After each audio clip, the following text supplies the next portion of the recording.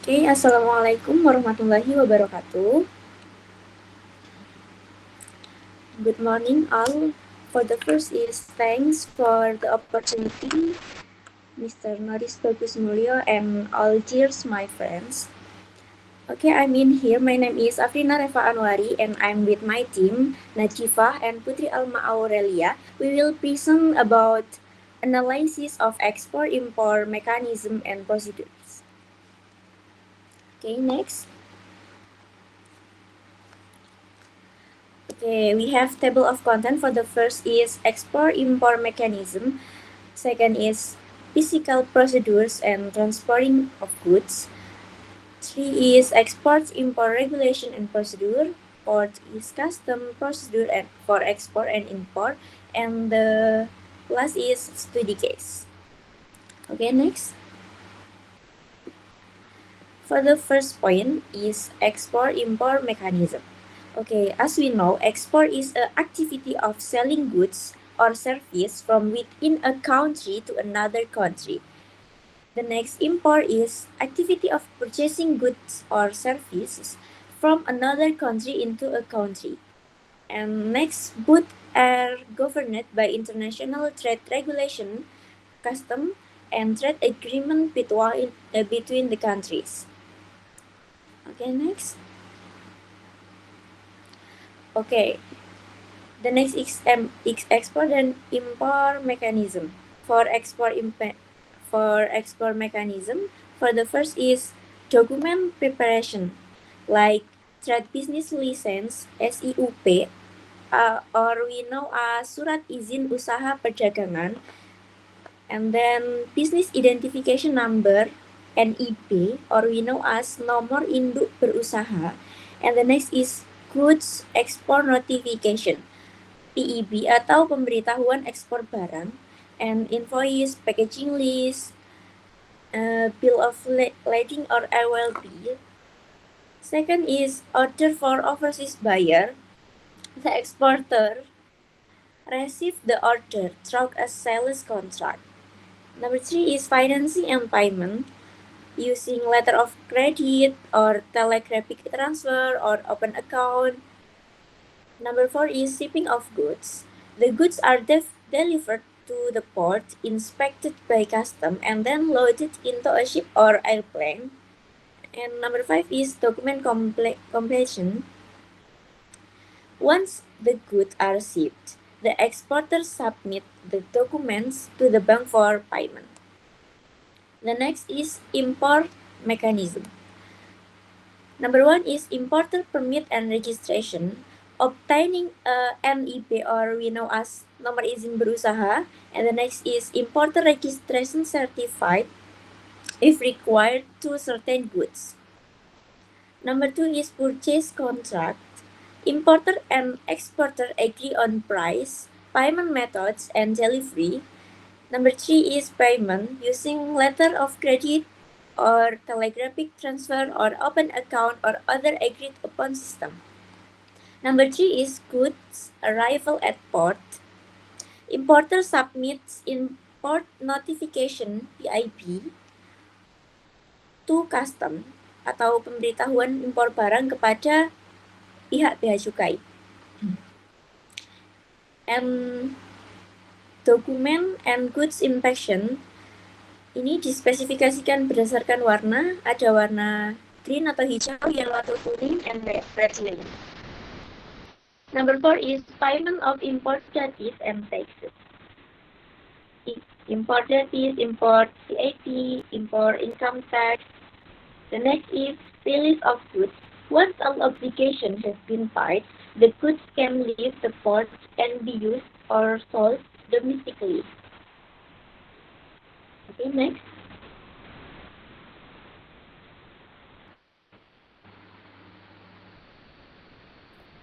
Okay, I will take over here.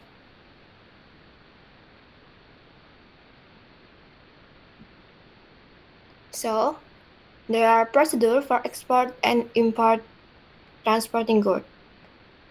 For the first, I will explain for the export procedures. This process needs 10 steps and 4 steps for export. Import. The first step is manufacture produced goods. It means this first step where the manufacturer or producer creates the products that will be exported.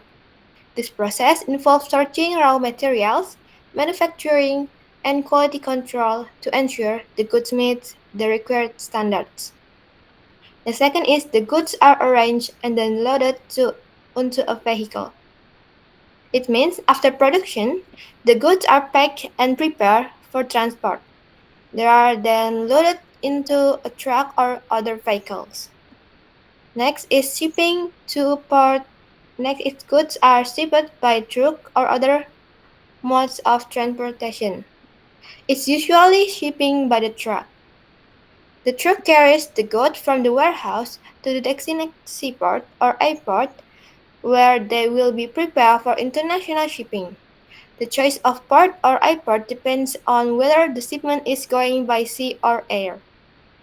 Next is goods depart for the port or airport. This is a statement of the previous step emphasizing the goods journey to the export terminal. Next is export documents are prepared in parallel, and customs is immediately notified using a custom document called pemberitahuan ekspor barang or export goods notification. This is a critical step involving custom clearance. The exporter must prepare all necessary documents like the commercial invoice, packing list, and bill of lading, and submit them to the country custom authority. In Indonesia, this document is called PEB atau Pemberitahuan Ekspor Barang. Once customs verifies the document and approve the shipment, the goods can enter the port of loading. Next is if by plane, goods enter the airport warehouse and are loaded onto the plane. This step specifically describes the process of air freight. The goods are taken to the airport cargo terminal, where they are staged and then loaded direct into the aircraft. Next, if it's by sea, goods are stored at the port until the vessel or ship arrives. After the ship arrives, the goods are loaded directly, and this is called on board in the BL. For sea freight, goods often arrive at the port and are stored in a holding area or container yard until the scheduled vessel arrives. Once the ship is at the dock, the containers are loaded onto it.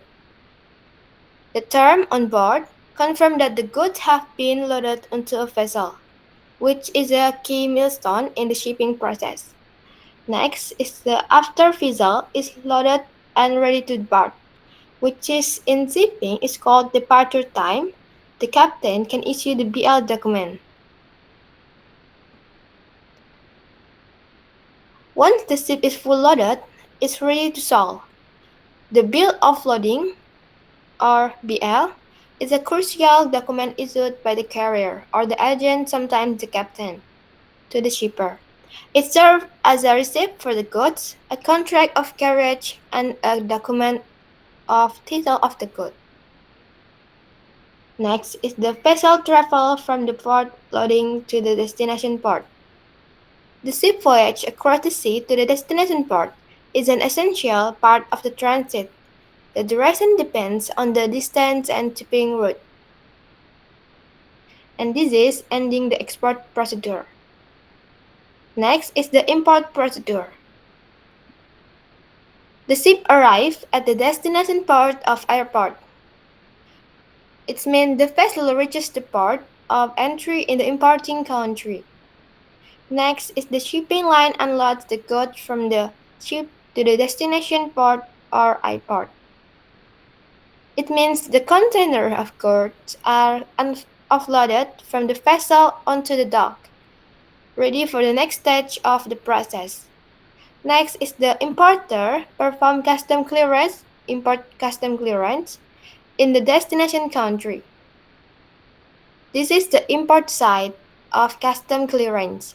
The importer or the buyer must submit all required documents to their country custom authority. pay any applicable import duties and taxes, like VAT, and may be subject to a physical inspection of the goods to verify their content and value.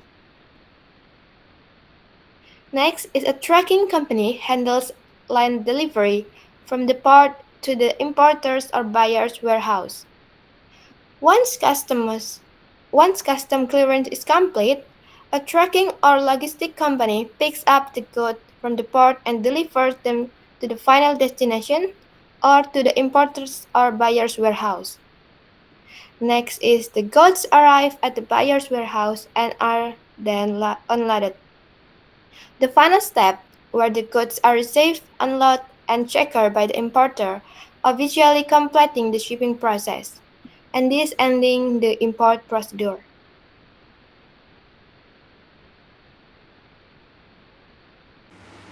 Okay, the next is export-import regulation.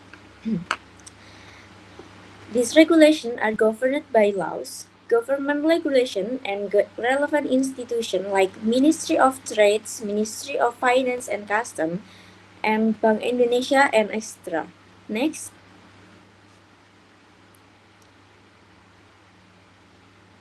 The next is export regulation procedure. For the first is business permit. Exporters are required to have a business identification number or NIP. Number two is type of export of goods. There are two types. For the first one is prohibited. For example, endangered species, cultural heritage objects. And the second is restricted or regulated.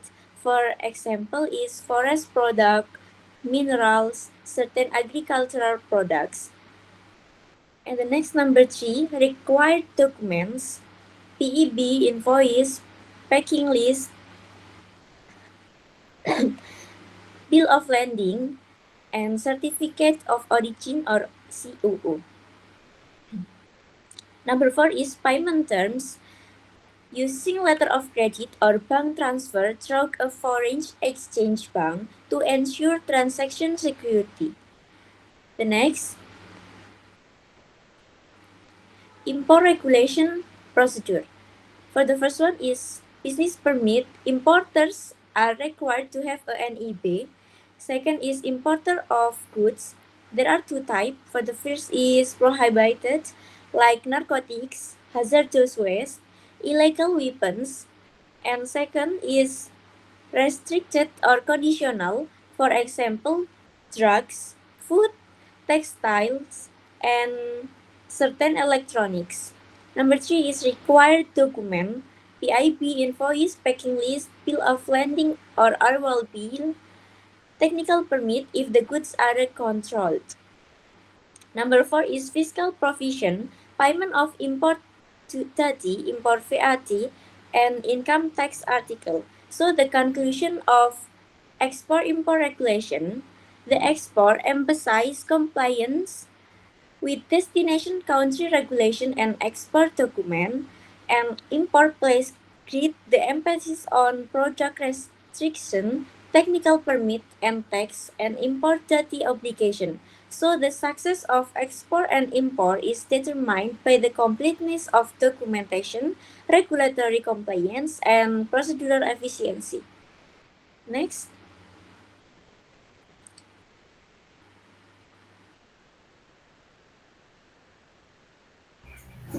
Okay, next we have custom procedure for export and import.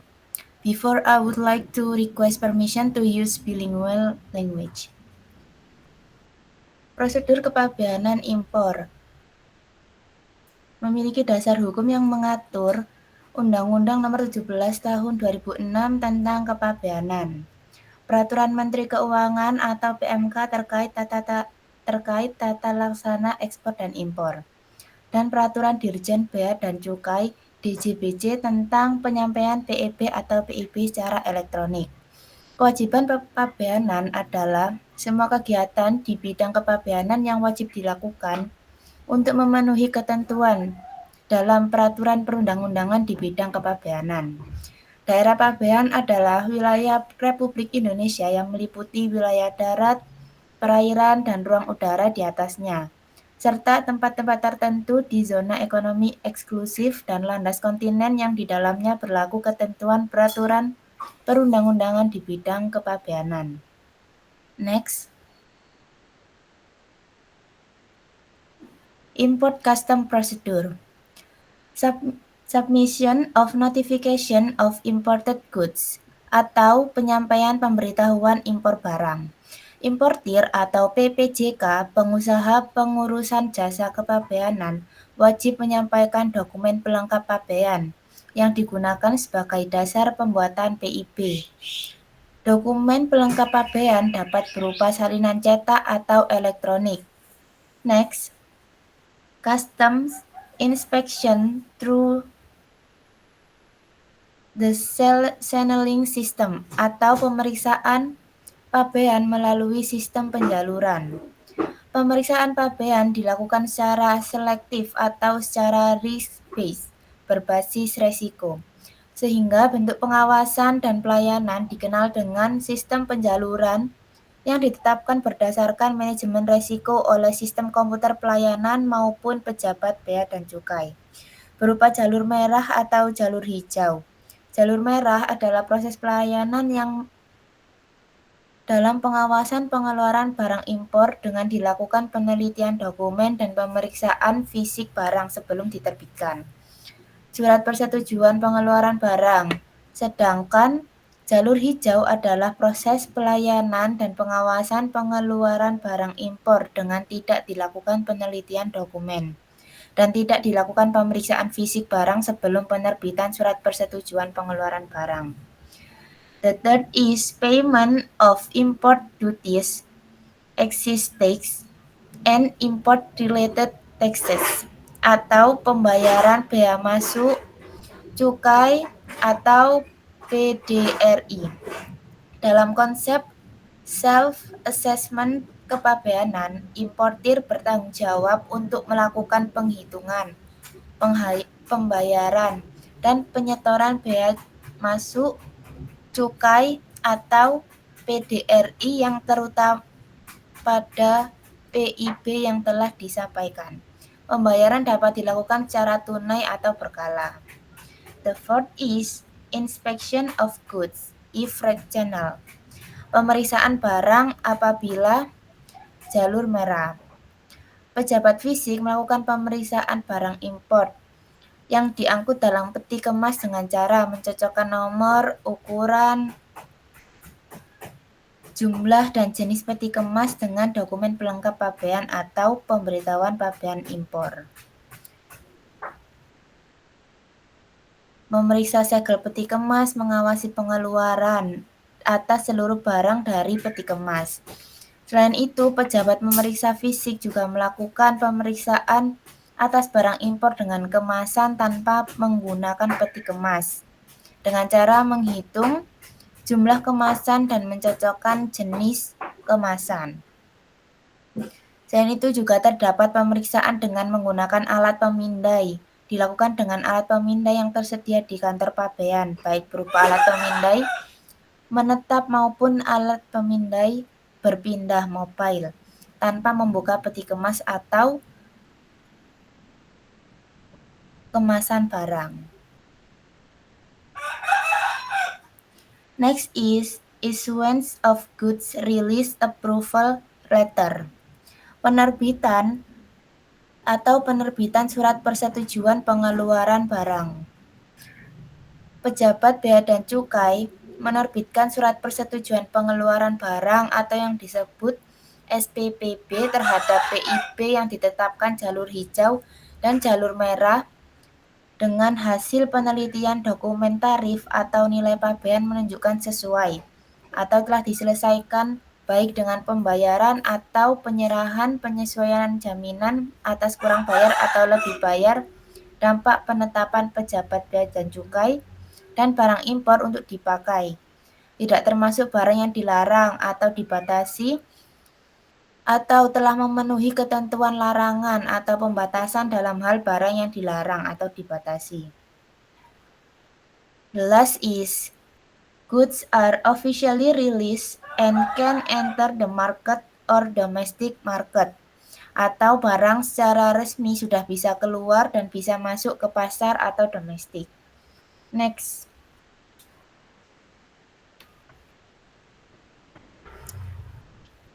Next is export custom procedure. The first is submission of notification of export of goods atau penyampaian pemberitahuan ekspor barang. Second is validation of supplementary customs document atau validasi dokumen pelengkap kepabeanan. The third is calculation of export duty atau penghitungan besaran bea keluaran. The fourth is inspection of goods when necessary atau pemeriksaan barang apabila diperlukan. Issuance of export approval notes, penerbitan nota persetujuan. And next is shipping of goods and export document atau pengapalan dan dokumen ekspor. Next. So here it is the flow chart. The export process begins when the exporter or their representative submits the export declaration of goods atau PEB to the custom office at the port of loading. Once the PEB has been submitted, customs officer conduct a document verification to ensure that the information provided is accurate and complete. If the verification shows that the PEB contains incomplete or incorrect data, Customs will issue a notification of rejection atau NPP. On the other hand, if the verification of restriction or prohibition indicates that certain required documents have not been fulfilled, a notification of document requirement atau NPPD will be issued. When the computerized custom system confirms that the documents are complete, consistent, and that the goods are either not prohibited or restricted, or that all export requirements for restricted goods have been fulfilled, and no physical inspection is required, the PEB is officially registered with a number and date, followed by issuance of an export service note or NPA. However, if a physical inspection is required, Custom will issue a goods inspection notification atau PPP. The result of the inspection determine the next step. If the inspection is consistent with the declaration, an NPA is issued. If not, the case is referred to the supervisory unit for further investigation.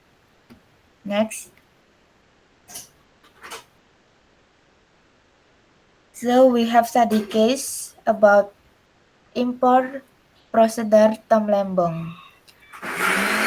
Jadi pada latar belakang studi case Tom Lembong, mantan Menteri Perdagangan 2015-2016, Thomas Trikasi Lembong atau Tom Lembong ditetapkan sebagai tersangka kasus korupsi impor gula kristal merah atau GKM sebanyak 105.000 ton meskipun hasil rapat koordinasi antar kementerian pada 12 Mei 2015 telah menyatakan Indonesia dalam kondisi gula surplus dan tidak membutuhkan impor. Tindakan ini dilakukan tanpa melalui rapat koordinasi lebih lanjut dan tanpa rekomendasi dari Kementerian Perindustrian. Padahal terdapat aturan bahwa hanya BUMN yang berhak melakukan impor gula kristal putih atau GKP. Berdasarkan aturan Mendak Menperin nomor 527 tahun 2004, impor GKP hanya boleh dilakukan oleh BUMN, namun tak memberikan izin kepada PTAP perusahaan swasta yang melanggar ketentuan tersebut. Next.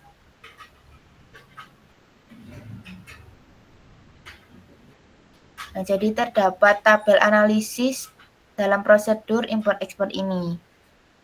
Tahapan prosedur impor yang harus dilakukan yakni yang pertama adanya rapat koordinasi lintas kementerian untuk menilai kebutuhan impor. Pada kasus Temlembong sudah dilakukan pada 12 Mei 2015 dan keputusannya surplus.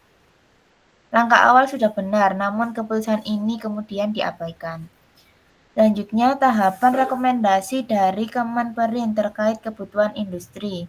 Pada kasus Temlembong tidak dilakukan. Maka dari itu dapat dikatakan melanggar prosedur formal. Yang ketiga, penunjukan pihak yang berhak atau BUMN untuk melakukan impor.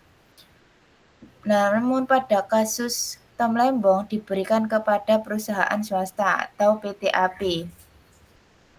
Pada kasus ini menimbulkan konflik kepentingan mengabaikan regulasi. Selanjutnya, pemeriksaan dokumen dan pemenuhan aturan bea cukai. Pada kasus Temlembong, imbalan atau fee transaksi PTPPI ke swasta dan distribusi pasar menimbulkan prosedur manipulatif atau kerugian negara. Yang kelima, transparansi dan audit. Namun pada kasus Temlembong tidak ada audit BPKB saat sidang. Perhitungannya dibantah. Yang menimbulkan praktik tak transparan, seharusnya ada audit yang jelas. Next.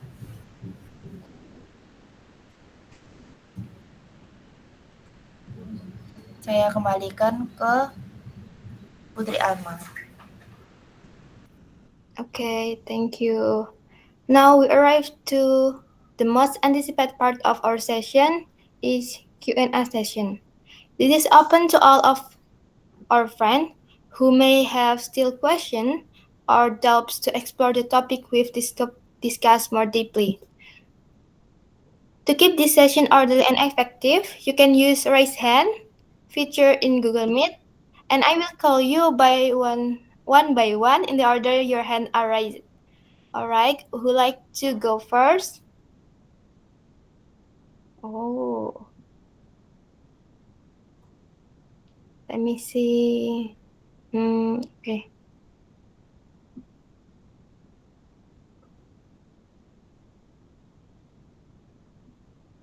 Thank you for the enthusiasm.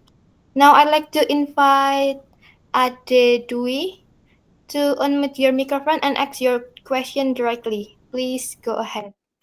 Oh. Okay, thank you Putri Arma for the opportunity. So I have a question based on the discussion of the import custom procedure slide. In the third point, payment of import duties, excise tax, and import related tax. In addition to import duties and import tax, what tax are usually left on import goods? Thank you. And I will drop my question in here. Okay. Do you get it, Putri Alma? Yes, we get it. Thank you for the question.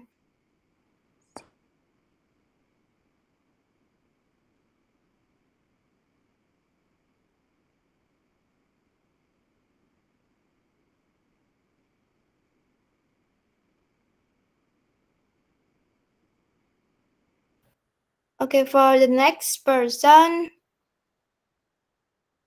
next up is Anisatri. Please go ahead and ask yours.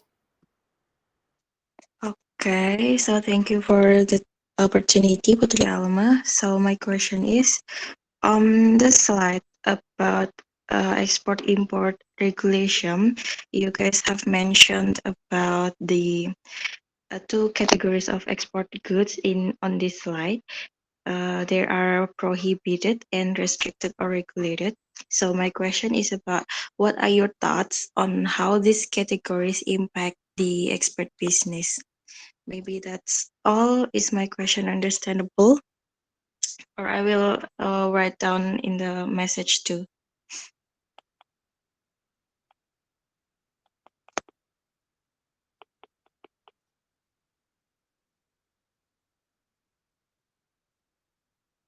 Okay, we'll get it your question. Thank you for the question. And next, we'll have Priscilla Joycelyn.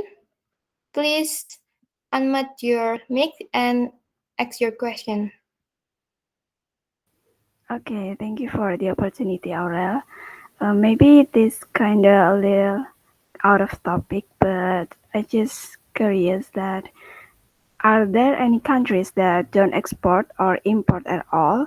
And can individuals also export and import independently? Thank you.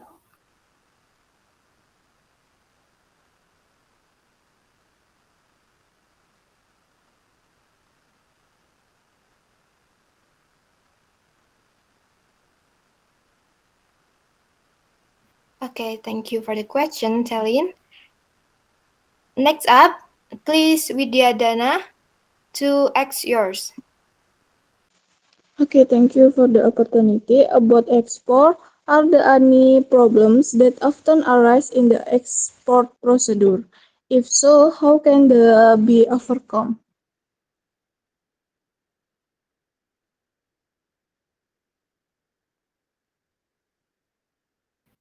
Okay, we've already have your question. Thank you for asking, guys.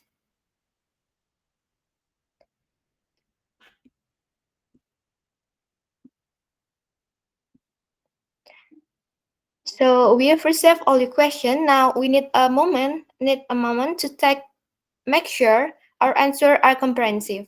Please give us about 5 or 6 minutes to prepare the necessary data and key points. And we will be right back with the answer. Thank you.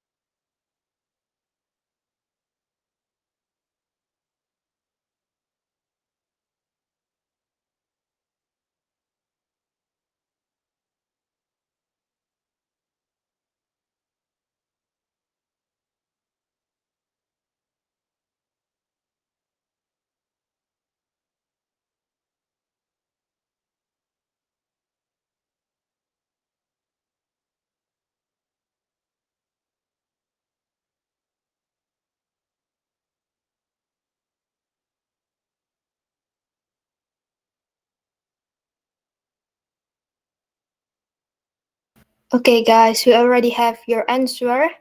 And first, I will let Reva and Nadifa to answer some of your question. Time is yours. Okay, thanks, Aurel. I want to answer question for Anissa Tri Utami. The question is, there are two categories of export goods on this slide, prohibited and restricted or regulated. What are your thoughts on how these categories impact to the export business? Okay, I will. Here's a breakdown of how the impacts operation. For the first is prohibited goods. There are items that are completely banned for export, usually due to legal, safety, environmental, or security reasons. The impact on export business, like legal risk, exporter must be extremely cautious. Attempting to export prohibited items can lead to severe penalties, including fines, license revocation, or criminal charges. Second is operational quality. On the plus side, prohibited items provide a clear no-go list, which is helps business focus their efforts elsewhere. The next is market limitation.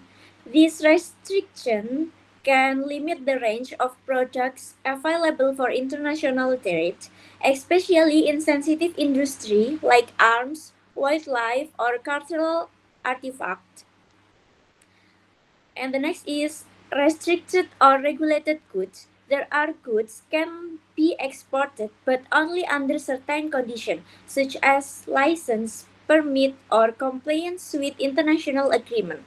The impact of export business is increase the compliance burden. Exported must navigate complex regulation, apply for license, and often works with multiple government agencies. The next is time and cost implication. The approval process and delay shipments can increase administrative costs. The next is market opportunities with caveats. Business can still tap into market for this good, but only if they invest in regulatory expertise and due diligence. The next is reputation management. Properly handling restricted goods boosts credibility and trust with partners and regulation.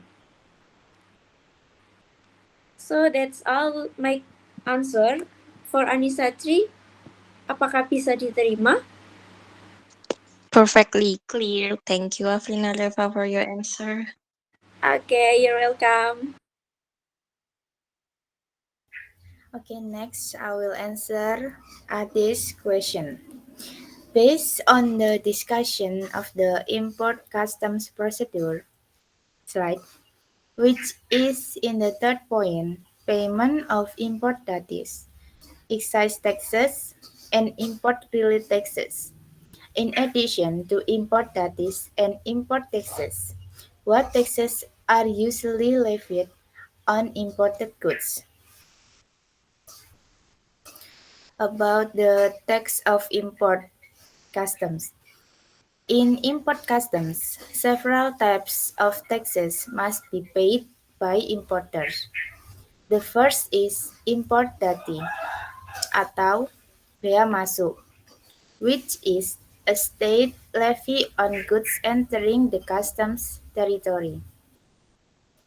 Second, there is the value added tax or VAT on imports atau dalam bahasa Indonesia bahasa pajak pertambahan nilai atau PPN impor.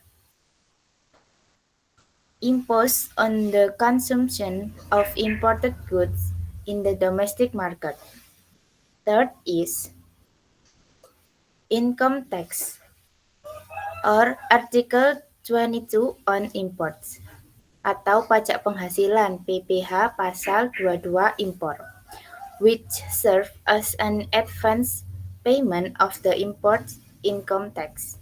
Additionally, there are additional import duties atau terdapat juga bea masuk tambahan, such as anti-dumping duty atau bea masuk anti-dumping, countervailing duty atau bea masuk imbalan, and safeguard duty atau bea masuk tindakan pengamanan. Applied when certain import goods are considered harmful to domestic industry. These levies aim to protect the national economy while also serving as a source of state revenue. Apakah bisa dimengerti, Ade Dwi? Okay, I'm get it. Thank you, Nadifa. You're welcome.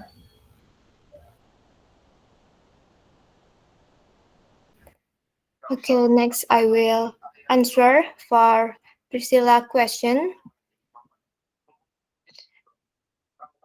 It's about, are there any countries that don't export or import at all? And can individuals also export and import independently? Okay, so there are no countries that don't export or import at all, but there are few countries that have very limited trade activities due to factors like international sanction or embargoes like North Korea and Cuba. Also, Yemen or Syria, because they have political instability or conflict. Simply, a country cannot fully live without other countries because no single nation in the world can produce everything its people need. Okay, for the next answer is yes, individuals can absolutely export and import goods independently, but the process and requirements can be different from those registered business. It's like for low-value goods such as item purchased online from abroad, the process is relatively simple. But if you plan to import or export goods in commercial quantities or for a business purpose, the requirement become much more stringent. You will likely need to register your activities and get the specific license to export or import goods in business purpose. So that's our answer for Priscilla Joycelyn question. Apakah bisa diterima? Bisa, terima kasih Aurel. Sama-sama. Okay, next for Widyadana question. It's about when exporting by sea, are there any obstacle and problem that often arise in the export procedure? If so, how can they be overcome? Based on my experience in export-import instancy, export procedure via shipwright are a popular choice, but the process is not without challenges. I can explain the common obstacle that we've ever faced. The first is complex documentation issue, such as bill of lading, invoice, packing list, and PAB.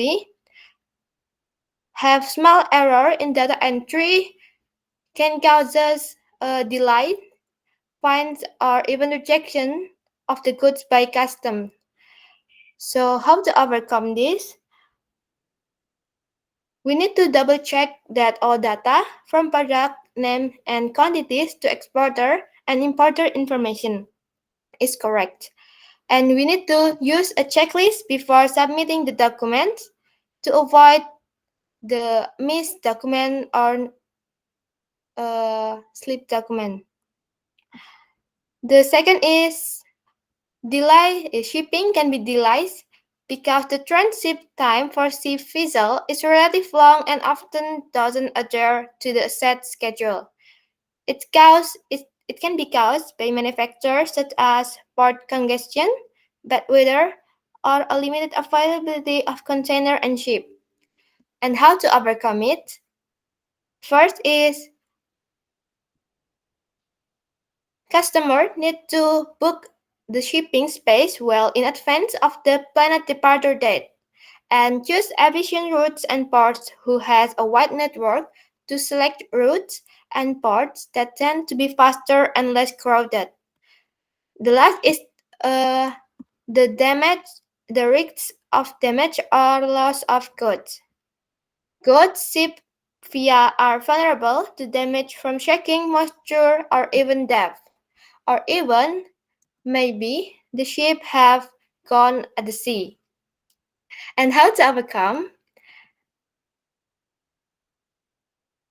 We need to use strong export standard packaging to ensure the goods are well protected from impacts or temperature change.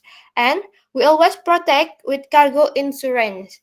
The customers need to submit their cargo insurance to protect their goods too. This will cover financial losses in case of damage or loss. And that's all for the answer for the Widyadana question. Apakah bisa diterima? Bisa, terima kasih atas jawabannya.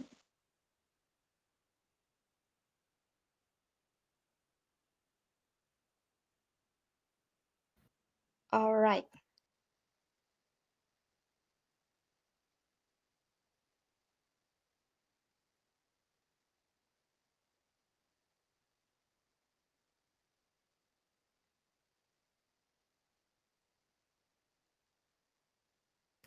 Okay, to the lecturer and my fellow friends who we proud of, with that, our presentation has come to an end.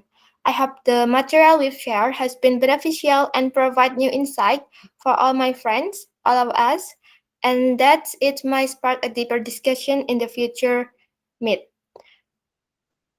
Finally, we apologize if there are any shortcomings or mistakes in our presentation. Thank you once again for your time and attention. Wassalamualaikum warahmatullahi wabarakatuh. Saya kembalikan ke Pak Noris.